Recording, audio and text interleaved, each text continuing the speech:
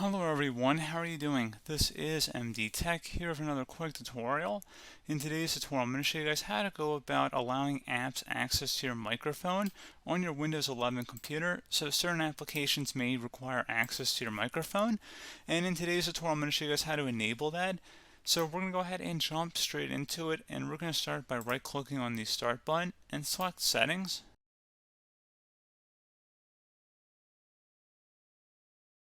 You want to select on the left side Privacy and Security, and then on the right side underneath App Permissions, go ahead and select where it says Microphone and go ahead and left click on that.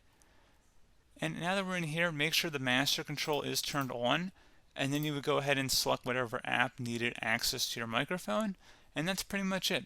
So pretty straightforward process, guys. Do hope I was able to help you out, and I do look forward to catching you all in the next tutorial. Goodbye.